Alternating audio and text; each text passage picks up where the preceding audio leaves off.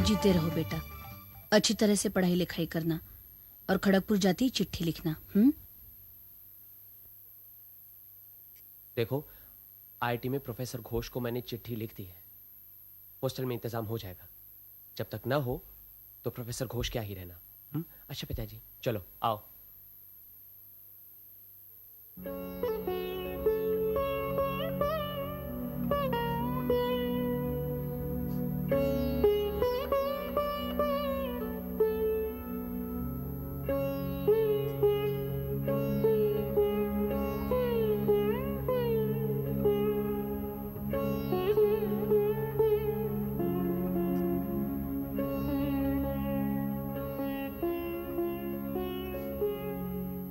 अरे, उदास क्यों हो गई? लड़का इंजीनियरिंग करने जा रहा है। तुम ही तो चाहती थी ना कि कुछ बन जाए। कलकत्ते में रहकर भी तो हो सकता था। फिर 2-3 साल बाहर रहेगा। 6 साल की उम्र से ही बाहर भेज दिया था पढ़ाई करने के लिए। 2-3 साल की तो बात है, फिर आ जाएगा। हैं? उसकी शादी कर देंगे, सभी इकट्ठे रहेंगे। अब तो हमारा पब्लिशिंग का धंधा भी कुछ जम गया है। अजीत तो उसी में उलझा रहता है। मैं भी सोच रहा अब ये सब छोड़ दूं। काफी तो कर लिया। तुम छोड़ोगे काम? लो, फिर कोई आ गया।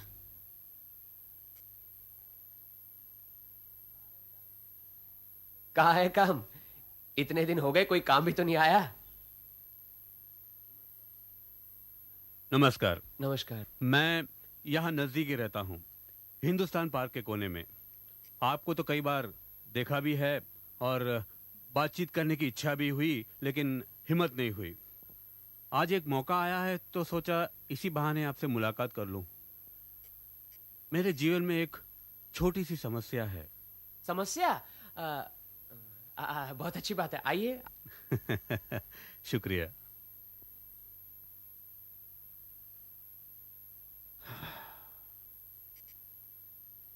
बताइए, क्या समस्या है? बड़ी देर हो गई, इस चीज के दर्शन नहीं हुए। जी, मेरा नाम कमलकांत दास है। नजदीक ही केंद्रीय भारतीय बैंक है, मैं वहां का कैशियर हूं। अच्छा। करीब 2 साल पहले पुरुलिया से बदली होकर मैं यहां आया, लेकिन कलकत्ता आकर मुसीबत में फंस गया। रहने को मकान नहीं मिला।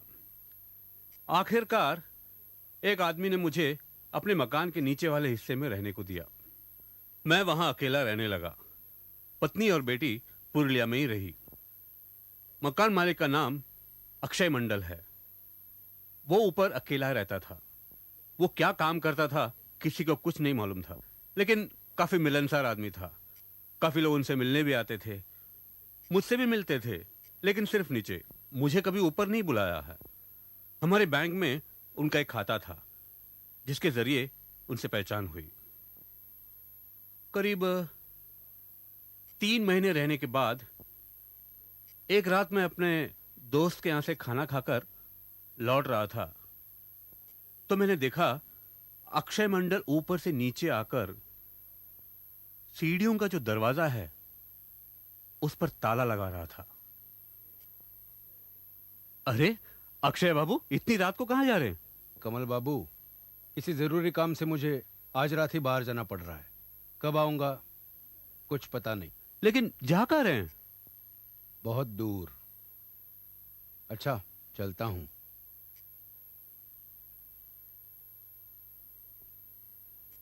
कमल बाबू, आप एक सज्जन आदमी हैं, बैंक में नौकरी करते हैं। आपको एक बात बता देता हूं, 7 दिन के अंदर अगर मैं वापस ना आया तो आप ये पूरा मकान इस्तेमाल कर सकते हैं। अभी तो आप 50 रुपए देते हैं, तो पूरे मकान का 150 रुपया दे पाएंगे? हाँ, बहुत खुशी से। तो ठीक है, आपके बैंक में मेरा खाता भी है, तो आप उस खाते में हर महीना 150 रुपया जमा करवाते रहिए। ठीक है? बिल्कुल। अच्छा, चलता हूं।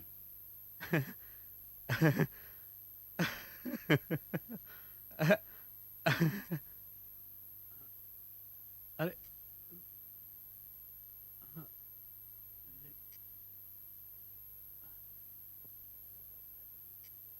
हालांकि अक्षय मंडल मुझे चाबी नहीं दे गया था, फिर भी मैं बहुत खुश हो गया था।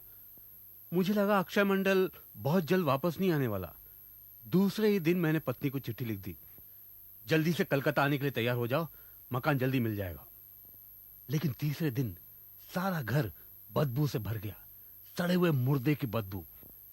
जैसे गर्मियों में मांस मछली सड़ जाती है ना, वैसी वैसी बदबू।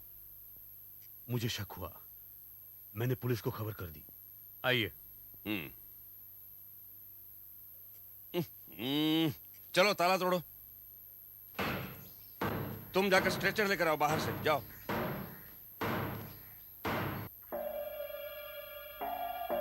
ये देखिए। लगता है 2-3 दिन से लाश यहाँ पड़ी है। ऐसा ही लगता है।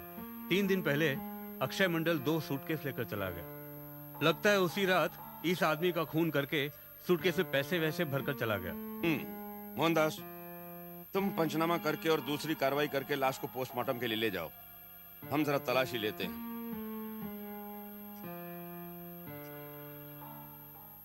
ये सब क्या है? मुझे नहीं मालूम। अक्षय मंडल के पास पहले ऐसा पैकेट कभी देखा? नहीं। नमस्ते जी। नमस्ते नमस्ते। भाई, जिस आदमी का खून हुआ है उसका हुलिया पता चल गया है। उंगलियों के छाप और शरीर पर आए दूसरे निशानों से पता चलता है कि वो हरिहर सिंह है, दागी आसामी। चरस, गांजा, सोने चांदी की चोर बाजारी में पड़ा हुआ था। अक्षय मंडल से उसकी जान पहचान कैसे हुई ये तो मालूम नहीं। अक्षय मंडल के लिए वारंट जारी कर दिया गया है, लेकिन अभी तक पकड़ा नहीं गया। मुझे अक्षय मंडल पूरे मकान को इस्तेमाल करने के लिए कहा गया था। क्या मैं वो कर सकता हूँ? बिना रोक टोक के। आसामी लापता होने से पहले जब मकान आपकी निगरानी में रख कर गया है तो आप उसे जरूर इस्तेमाल कर सकते हैं। दरअसल हम भी यही चाहते हैं। अच्छा। क्योंकि अक्षय मंडल जब कभी भी आएगा तो वो अपने मकान या आपके बैंक जरूर जाएगा। उस वक्त आपका फर्ज बनता है कि आप हमें इतला दें। मंजूर है? बिल्कुल मंजूर है, बल्कि ये तो मेरा फर्ज बनता है।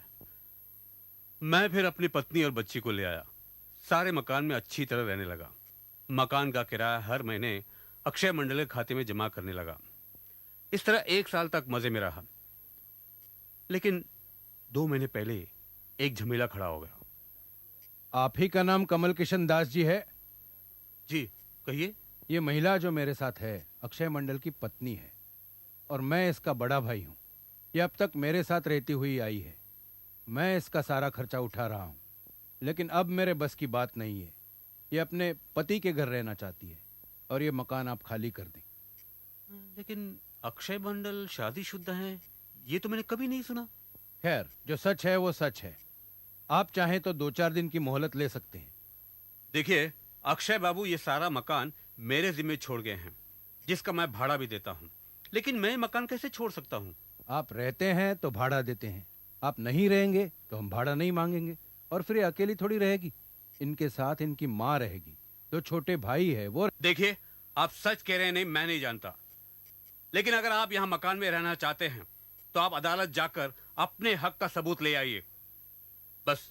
तो आप ऐसे नहीं मानेंगे तो फिर मकान खाली करवाने के और भी तरीके हैं।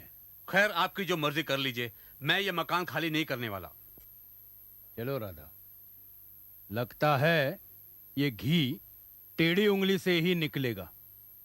चलो।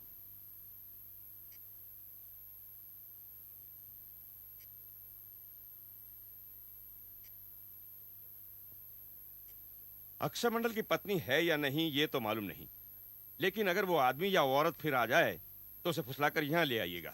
मुझे तो लगा जरूर कोई बदमाश है जो मकान पर कब्जा करना चाहता है। आजकल मकान मिलना कितना मुश्किल है। मुफ्त में मकान मिले तो कौन छोड़ता है साहब? हाँ, हो सकता है। ठीक है, हम मकान पर निगरानी रखेंगे। वो तो ठीक है इंस्पेक्टर साहब, लेकिन धमकी देकर गया है। आज दिन में आया है, कहीं रात को 8-10 आदमी लेकर आ जाए तो आप क्या चाहते हैं, 24 घंटा पहरा बिठवा दें? अरे फिर तो वो आएगा ही नहीं, और फिर ये मुमकिन भी नहीं। नहीं, मैं सोच रहा था पिस्तौल रखने की अगर लाइसेंस मिल जाए तो। हाँ, ये हो सकता है। आप ऐसा कीजिए, आज ही एक एप्लीकेशन लिख कर दे दीजिए। अच्छा एक बात बताइए, आपने कोई कुत्ता पाल रखा है? नहीं। तो फिर एक कुत्ता पाल लीजिए, एल्सेशन या पहाड़ी हो। जो रात में पहरा देगा। आप ऐसा कीजिए, यहाँ के कैनल क्लब में चले जाइए, वो मदद करेंगे। ठीक है। मुझे एक बहुत अच्छा पहाड़ी कुत्ता मिल गया है। रात में मैं उसे घर में छोड़ देता हूँ। रात भर वो मकान का पहरा देता है। उसके रहते किसी की हिम्मत नहीं होती घर में घुसने की। लेकिन फिर भी मन में एक डर सा बैठ गया था। अक्षय मंडल आदमी अच्छा नहीं है, जरूर कोई चाल चलने की कोशिश में लगा होगा। फिर 15 दिन बाद एक बेनामी चिट्ठी मिली। सिर्फ 2 लाइन लिखी थी, मोहल्ला छोड़कर चले जाओ नहीं तो तुम्हारी खैर नहीं। मैं वो चिट्ठी लेकर पुलिस स्टेशन चला गया। इंस्पेक्टर ने कहा, जहां हो वहीं रहो, कहीं जाने की जरूरत नहीं है, हम आपके मकान पर और पहरा बिठा देंगे। फिर करीब 1.5 महीने तक कोई नहीं आया और कोई बेनामी चिट्ठी भी नहीं आई और मैं काफी सुरक्षित महसूस कर रहा था। लेकिन अब एक नई समस्या पैदा हो गई है, इसीलिए मैं आपके पास आया हूं। अच्छा, ये जो आप कह रहे हैं कि नई समस्या पैदा हो गई है, इसके बारे में पुलिस को पता है? नहीं, मैं पुलिस को बता सकता था, लेकिन मैं वहां नहीं गया। मुझे मालूम है वो कोई ना कोई रास्ता जरूर दिखाएंगे, लेकिन मेरा ख्याल है मुझे उनकी राय पसंद नहीं होगी। अच्छा ठीक है, ये नई समस्या क्या है? समस्या यह है कि मैं अपने बैंक से 1 महीने की छुट्टी का हकदार हूं। मेरी पत्नी भी काफी दिनों से इच्छा प्रकट कर रही है कि हम लोग कहीं तीर्थ यात्रा पर जाएं, काशी, मथुरा, हरिद्वार वगैरह। मेरे बैंक में एक साथी है, वो भी काफी दिनों से पीछे पड़ा है कि हम लोग कुंडू स्पेशल से कहीं यात्रा कराएं। वो कह रहे हैं कि अगर दोनों परिवार एक साथ जाएं तो काफी सहूलियत रहेगी।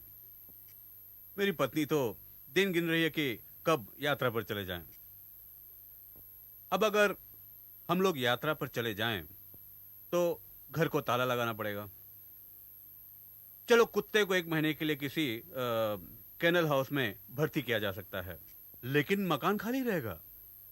अब अगर मान लीजिए हमारी गैरहाजिरी में अक्षय मंडल की औरत, मतलब वो औरत जो यहां आई थी, वो अगर ताला तोड़कर घर पर कब्जा कर ले तो मैं क्या कर सकता हूं?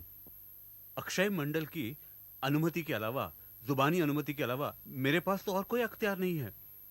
मैं अगर दखल करके घर में रहूं तो मुझे हटाने के लिए कोर्ट जाना पड़ेगा। अब अगर मैं यहां नहीं हूं, मतलब घर अगर खाली हो, तो कोई भी आकर दखल कर ले तो मैं क्या कर सकता हूं? बस मेरी यही एक समस्या है। अब आप ही बताइए, मुझे घर छोड़कर जाना चाहिए या नहीं? आपको अगर तीर्थ यात्रा पर जाने से रोका जाए तो शायद वो पाप होगा। उधर अगर आप घर से बेदखल हो गए तो वो भी गलत होगा। आपकी जान पहचान में कोई ऐसा मजबूत आदमी नहीं है जिसे आप घर पर बिठाकर तीर्थ यात्रा पर जा सकें? नहीं, ऐसा तो कोई नहीं है। सब अपने अपने मकान में बैठे हैं और जिनके पास नहीं है उन्हें घर में बिठाने की हिम्मत ही नहीं हो रही है। कहीं ऐसा ना हो कि अपने पैरों पर खुद कुल्हाड़ी मार लूं। हाँ।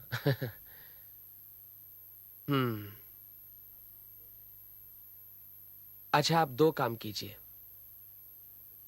एक तो आप अपना मकान दिखाइए मुझे, और दूसरा ये जो तीर्थ यात्रा पर आपके साथ साथी जा रहे हैं उनसे मिलवाइए।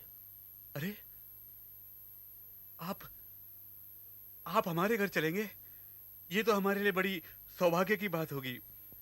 आप चलिए, मकान यहाँ नजदीक ही है और आज ही देवाशीष से भी मिलवा दूंगा। अच्छा, थोड़ा रुकिए, मुझे लगता है बाहर ज्यादा धूप है, मैं जरा छाता ले लूं।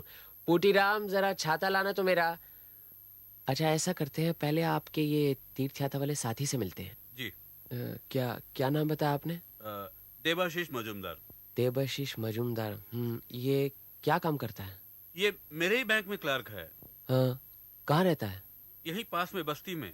अच्छा अच्छा, यहीं पर। तो पहले उससे मिल ले। जी। लेकिन मैं उससे अकेले में मिलूंगा। हाँ, आप जरा मुझे मकान बता देना बस। ठीक है। आज मिलेगा ना घर पे? हाँ हाँ, आज तो छुट्टी का दिन है, जरूर मिलेगा। अच्छा अच्छा, चलिए। अरे पूटीराम, छाता कहाँ गया?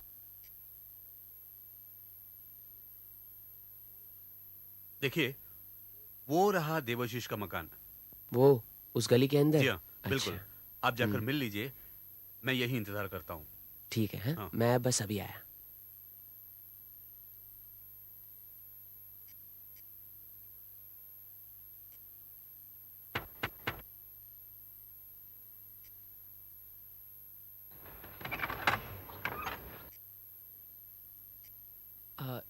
देबशीष मजुमदार आप ही हैं? जी हाँ। केंद्रीय भारत बैंक में काम करते हैं ना? जी। अच्छा, आप ही कमलकांत बाबू के साथ तीर्थ यात्रा पर जा रहे हैं? जी हाँ, लेकिन आप?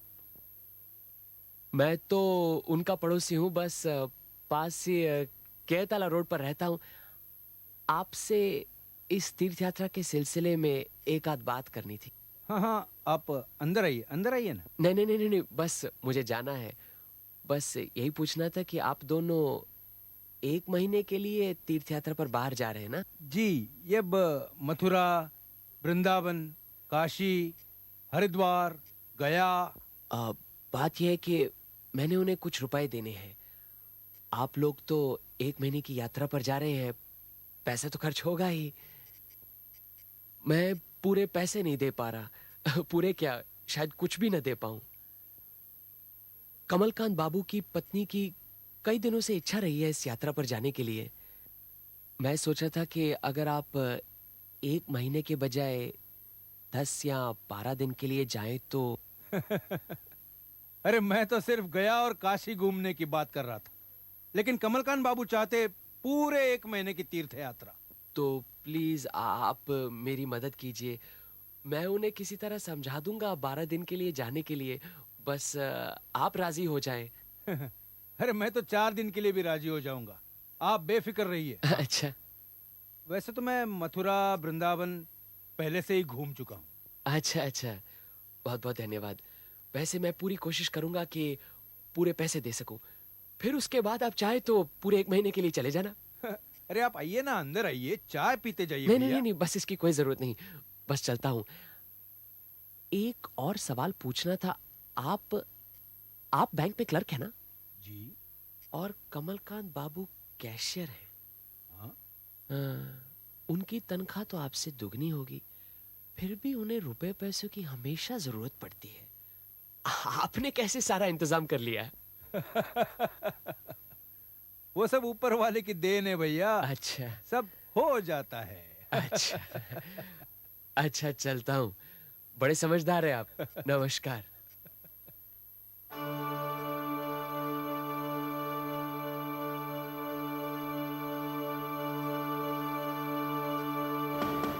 कौन? अरे मैं हूं, खोल।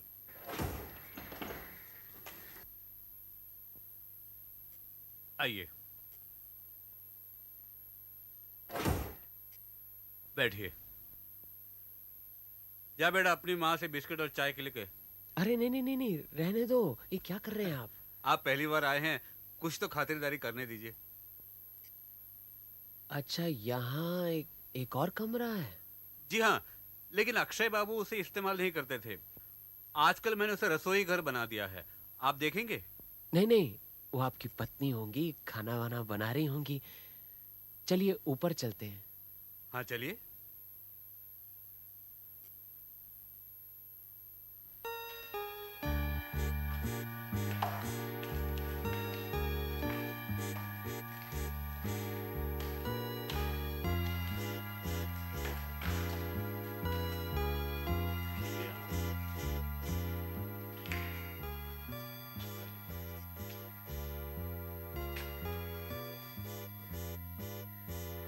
ये क्या है? विलायती कुसंस्कार का एक नमूना है। अगर दरवाजे के ऊपर घोड़े की नाल लगी हो तो धन प्राप्ति होती है।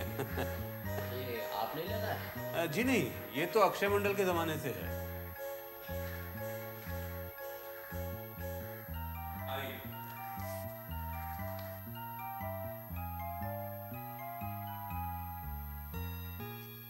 अच्छा, यहाँ अक्षय मंडल का कोई सामान नहीं है? हाँ पहले था, मैंने बाजू वाले कमरे में रखवा दिया है।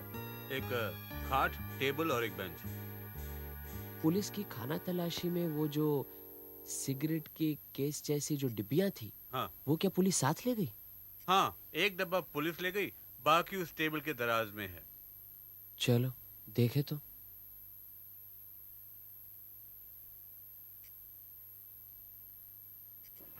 ये देखिए।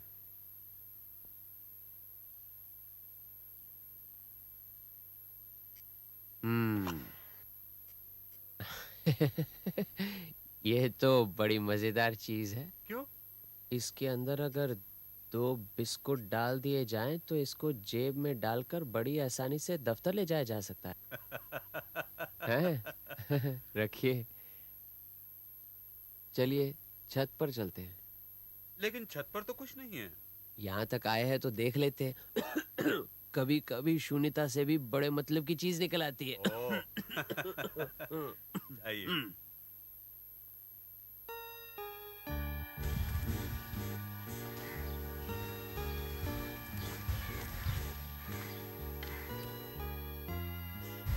इस छत का क्या इस्तेमाल होता है? जी हाँ, ज्यादा गर्मी में हम यहीं सो जाते हैं। वैसे काफी सुरक्षित जगह है। लोहे के सलाखें हैं, मजबूत हैं। चोर तो घुस ही नहीं सकता। चलिए, जो देखना था वो तो मैंने देख लिया। अच्छा। आइए।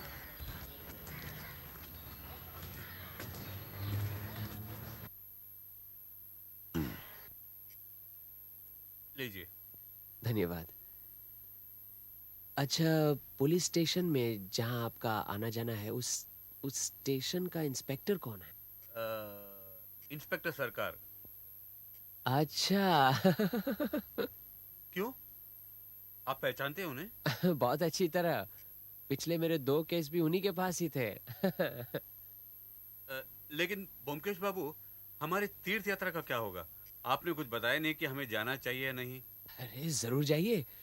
कब से छुट्टी ले रहे हैं आप? अगले सोमवार से।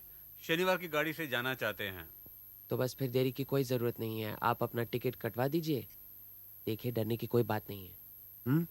आपके मकान पर कोई कब्जा नहीं करेगा। इस बात की गारंटी मैं देता हूँ। सच? सच कह रहे हैं आप? बिल्कुल। बहुत बहुत शुक्रिया ब्योमकेश बाबू। मैं जानता था आप मेरी समस्या का जरूर समाधान करेंगे। अच्छा, बहुत बहुत शुक्रिया। चलिए, मैं आपको घर छोड़ आता हूँ। नहीं नहीं नहीं, इसकी क्या जरूरत है। मैं तो बस अब सीधा पुलिस स्टेशन ही जाऊंगा। एक बात का ध्यान रखना कि जाने से पहले आप अपने घर की चाबी इंस्पेक्टर सरकार को दे जाना। जी हैं? जरूर। अच्छा। आइए। अच्छा। अरे आइए आइए ब्योमकेश बाबू, आइए।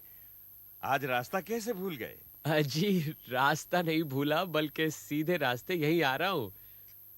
अक्षय मंडल का वो मामला है ना। अक्षय मंडल, कमलकांत बाबू। हाँ हाँ, अच्छा तो आप वहां भी हैं? मैं तो कहीं जाता नहीं, लोग खींच ले जाते हैं। अच्छा, आपने वो कमलकांत बाबू के मकान पर अब तक पहरा रखवाया हुआ है ना? हाँ, वो कमलकांत बहुत ही घबराया हुआ है। लेकिन मुझे यकीन है ब्योमकेश बाबू कि अक्षय मंडल अपने घर जरूर आएगा। आपका यकीन बिल्कुल ठीक है। लेकिन अब आप एक काम कीजिए कि अगले शनिवार को दोपहर के बाद वहां से पहरा हटवा दीजिए। क्या? लेकिन फिर हम अक्षय मंडल को पकड़ेंगे कैसे? भाई, अगर पहरा रहेगा वहां पर तो अक्षय मंडल वहां कभी नहीं आएगा। बात असल में ये है, कमलकांत बाबू अपने परिवार को लेकर अगले शनिवार तीर्थ यात्रा पर जा रहे हैं। वो अपने मकान पर ताला लगवाकर चाबी छोड़ जाएंगे। बस अगले शनिवार रात होते ही पुलिस को लेकर मैं अक्षय मंडल के मकान में जाऊंगा। आप इतना इंतजाम कर दीजिए कि पुलिस के पास पिस्तौल और टॉर्च जरूर होनी चाहिए। और रात के खाने के लिए कुछ पैक करवा लेंगे। शायद रात भर पहरा देना पड़े। क्या? सारी रात? भाई, 1 नहीं 2 या 3 रातें भी लग सकती हैं। लेकिन क्यों? अक्षय मंडल को पकड़ना है ना। हाँ जरूर। तो बस बाकी बाद में बताऊंगा। जैसा मैं कहता हूं आप वैसा कीजिए। अगले शनिवार तैयार रहिए। हैं? अब तो ये नहीं कहेंगे ना कि रास्ता भूल कर आया हूँ। क्या बात करते हैं आप? अच्छा चलो, इस बात पर एक चाय पिला दीजिए आप। हाँ हाँ, क्यों नहीं, बैठिए ना। अरे पंचू,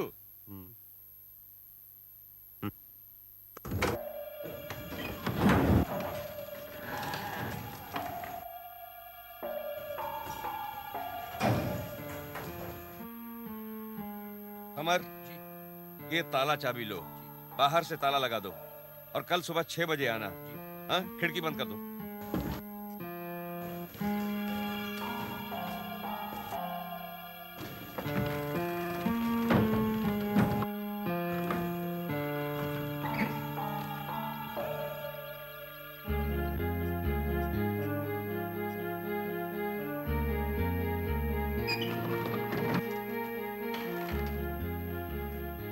चलिए आइए, छत पर छुपकर बैठते हैं। आप ऐसा कीजिए, मैं छत पर जाता हूँ, आप नीचे पहली मंजिल पर जाइए और ये दरवाजा बंद करके कड़ी लगा दीजिए, नहीं तो आसामी को शक हो जाएगा। चलिए ठीक है, आप ऊपर चलिए, मैं दरवाजा बंद करता हूँ। और सुनिए, ये लीजिए चीज सैंडविच, इसकी जरूरत पड़ सकती है। अच्छा अच्छा।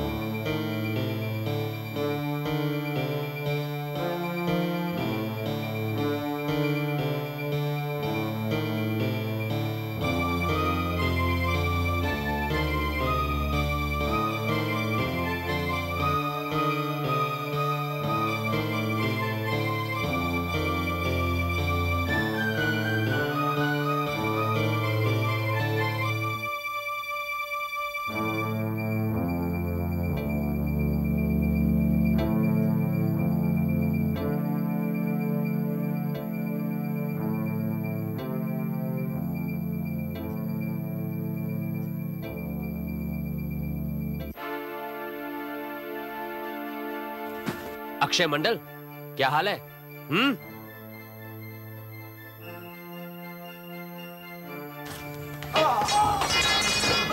ब्योमकेश बाबू, इसकी जेब से पिस्तौल निकाल लीजिए। उठ उठ। अक्षय मंडल, हरिहर सिंह के खून के जुर्म में मैं तुम्हें गिरफ्तार करता हूँ। पकड़ लीजिए इसे। हाँ, देखा, जो सोचा था वही निकला। ये सोने के विलायती चमकदार बिस्कुट।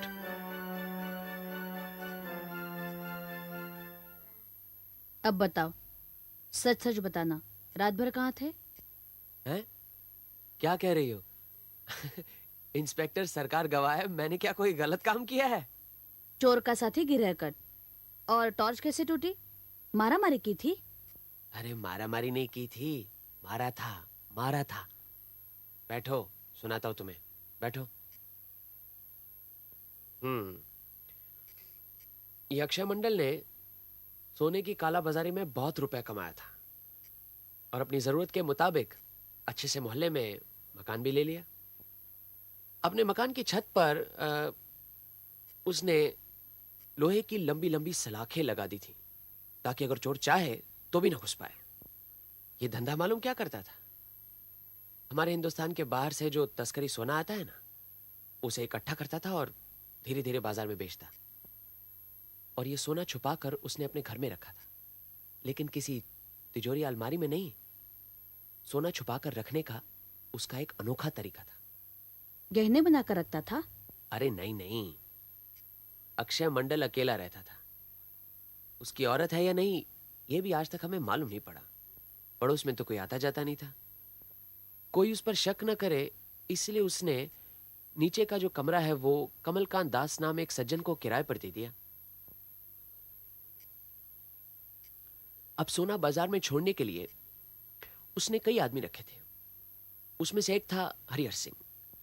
मुझे ऐसा लगता है कि हरिहर सिंह ने जरूर धंधे में कोई हेरा फेरी की होगी। दोनों में झगड़ा हुआ और गुस्से में आकर अक्षय मंडल ने उसका खून कर दिया। अब खून तो कर दिया, लेकिन इतनी बड़ी लाश को कहां छुपाता? उसने सोचा चलो लाश को यहीं छोड़ देते हैं, लेकिन फिर सोने का क्या करता? वो अकेला आदमी था ना। उसने ठंडे दिमाग से सोचा लाश को यहीं पड़ी रहने देता हूं और सोना लेकर गायब हो जाता हूं। लेकिन ये कैसे करता? किसी की मदद तो ले नहीं सकता था, अकेला आदमी था ना। सोना भारी होता है, लोहे से भी ज्यादा भारी। तुम औरतें जो सोने के गहनों से लदी हुई घूमती फिरती हो, लेकिन सोने का कितना वजन होता है, कभी इस बात का एहसास हुआ है? ठीक है ठीक है, फिर क्या हुआ बताओ। फिर अक्षय मंडल के फरार होने के 2-4 दिन बाद लाश का पता चला। पुलिस आई। ये बात तो साफ जाहिर थी कि खून अक्षय मंडल ने किया था। लेकिन मुझे यकीन था कि कलकत्ता में कहीं छुपा हुआ होगा। 2-4 महीने चुप रहा। घर में सोना रखा था, उसे तो हासिल करता ना। और अब तो कमल बाबू के यहां उसका पूरा परिवार रह रहा था, साथ में खूंखार कुत्ता भी पाल रखा था।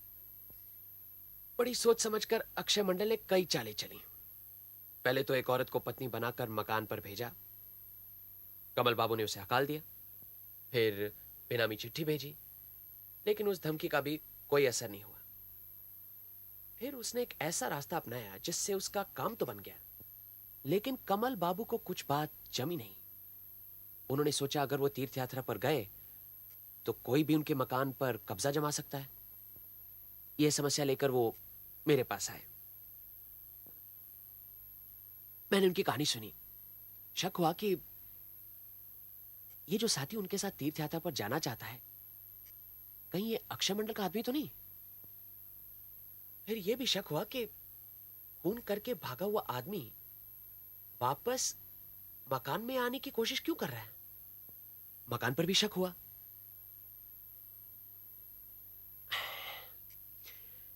एक और कप चाय दोगी?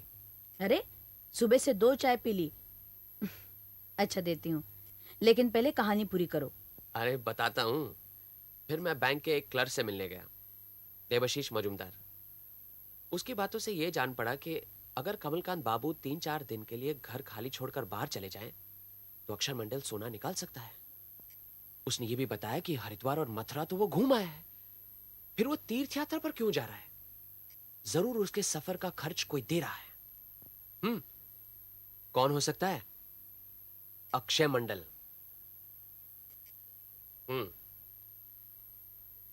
फिर उस दिन मैं निकल पड़ा मकान देखने के लिए। बहुत धूप थी, इसलिए साथ में छतरी ले गया। 2 मंजिले की सीढ़ी के ऊपर जो दरवाजा है ना, वहां पर देखा तो एक घोड़े की नाल लटकी हुई थी। वैसे तो मामूली एक घोड़े की नाल लग रही थी। मैंने छतरी की डंडी बढ़ाई तो वो खींचकर उससे जा चिपकी। समझ में आया कि मामूली घोड़े की नाल नहीं है, शक्तिशाली चुंबक है। अब ये चुंबक यहां पर क्यों लटका हुआ है? पूछने पर पता लगा कि अक्षय मंडल ने लगाया हुआ है। अब ये वहां पर लगाने से क्या फायदा हो सकता है? दिमाग में बड़ी उथल पुथल होने लगी, कुछ समझ में नहीं आया। फिर याद आया कि पुलिस की तलाशी के बीचों बीच टेबल की दराज में कुछ लोहे की डिबिया मिली थी, सिगरेट के बक्से की साइज की।